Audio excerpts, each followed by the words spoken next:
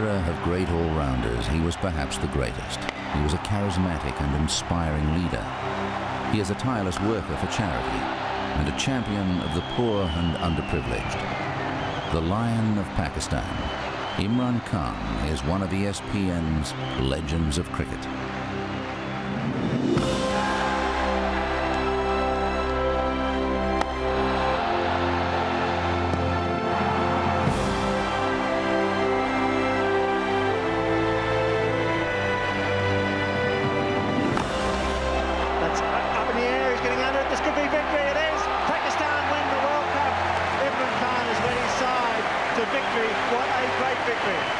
In the twilight of his career, Imran Khan led Pakistan to its greatest triumph, an improbable victory in the 1992 World Cup. When Imran was captain, there was never any question of anyone else being in charge. And I think that, probably more than anything, is what won them that World Cup down in Australia. And more than anything, it's the thing that has put him on a bit of a pedestal in terms of Pakistan cricket. I mean, Imran Khan is right up there, considered to be the #1 man in Pakistan cricket. He was the only one who always would tell us in the team meeting that we are going to win it. He was there always encouraging us, even when we were losing, even when somebody was winning. You know, to keep that spirit going through when you're losing is important. I think he led simply outstandingly well in that World Cup. He's bowled him. He had a presence that managed to make Pakistan into world beaters, and that is the greatest thing that he ever achieved, was unity in the team that he captained. Danny Morrison round the wicket, digs it in short, and Imran's hammered him again.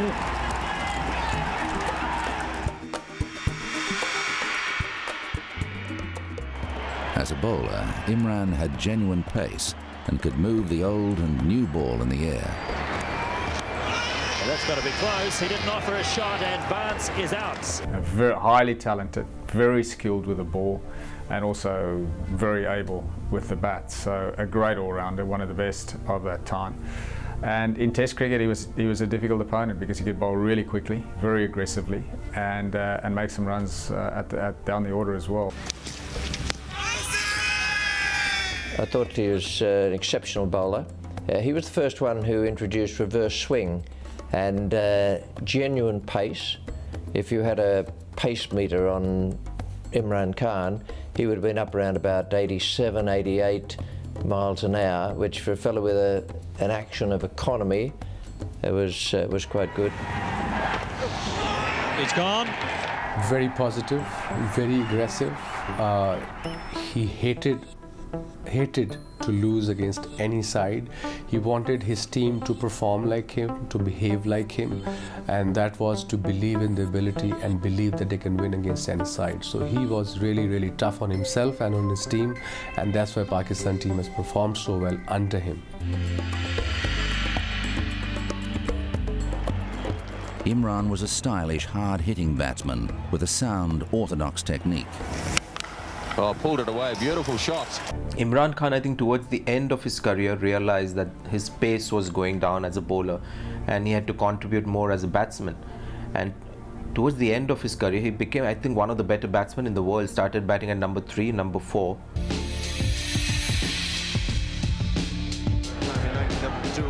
As a captain, Imran led his country with authority and vision. I think he was Pakistan's greatest captain, there's no doubt about it. His ability to motivate youngsters was quite amazing. He passed on the art, he was always talking to the likes of Wasim or Waqar. And I think the attitude, when you see the aggressive attitude and positive attitude of the young Pakistani bowlers, you got to thank Imran Khan for that, because he was instrumental there. He was always there, the first one to be there at the ground and last one to leave the ground. He was a hard-working to the core, and that's what made him such a successful captain. Imran Khan was, for me, the greatest ever Pakistan captain, and he was the one who could ask or issue instructions and know that they were going to be obeyed. He's the only one I've known over the years who could do that. A wonderful cricketer as well. drive. That's down the ground. That's knocked away by Campbell. They're going through the single. That's 100 for Imran. Well played. A superb captain's knock.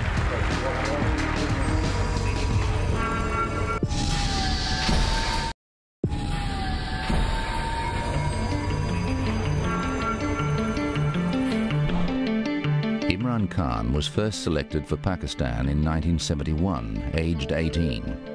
It would be another 5 years before he would establish himself at the highest level.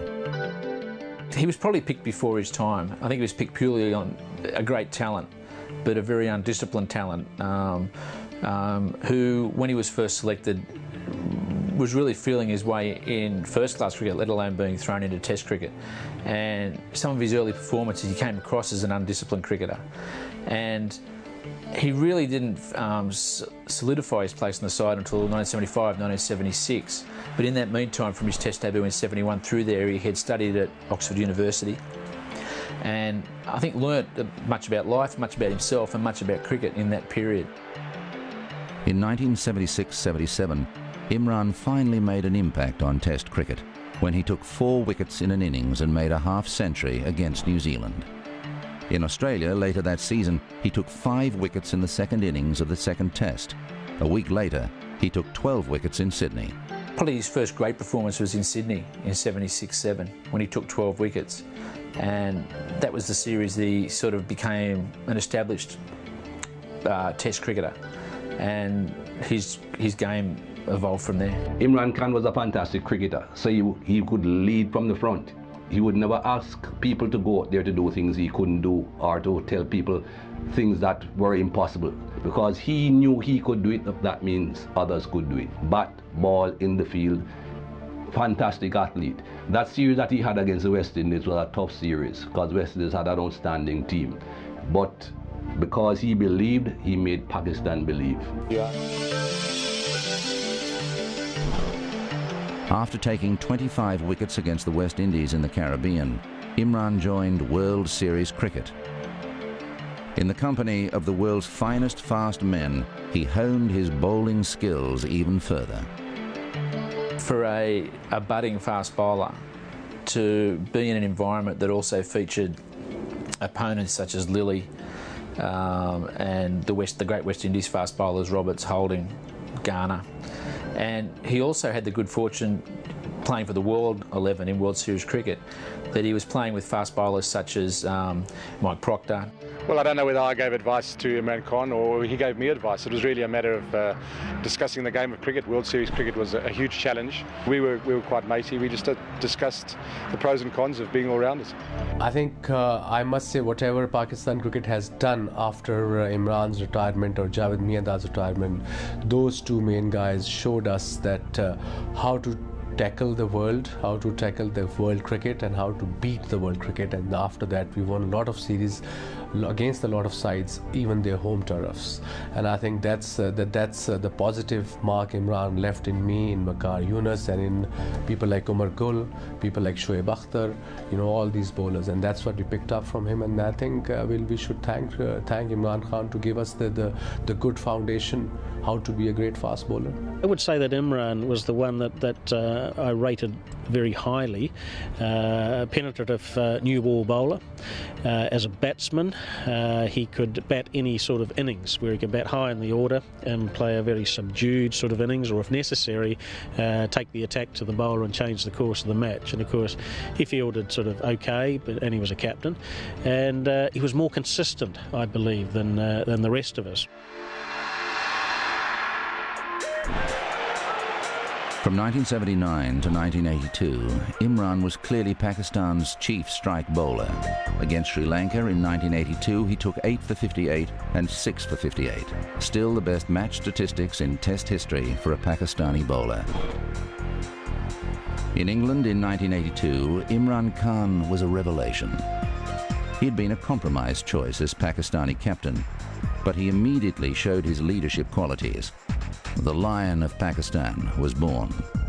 What he was able to bring was to a very kind of flamboyant Pakistani team, probably real discipline and edge to them, but allowing them to express their natural talent. Probably Pakistan have not had a captain like Imran, you know, since he's finished, to be able to bring not a team of individuals, but all very different characters. And occasionally you could say that Pakistan were ill-disciplined, but he was able to bring all their talents to the table and to get them to produce. Pakistan, I think, have produced a lot of great cricketers, but they have never really produced too many great teams because of leadership. And I think Imran Khan, the leadership that he brought to that Pakistan team, made him, in my opinion, the greatest captain Pakistan perhaps ever had, but certainly the best one I ever saw. After losing the England series narrowly, Pakistan went on to beat Australia and England at home. In these two series, totaling 9 test matches, Imran took an amazing 53 wickets.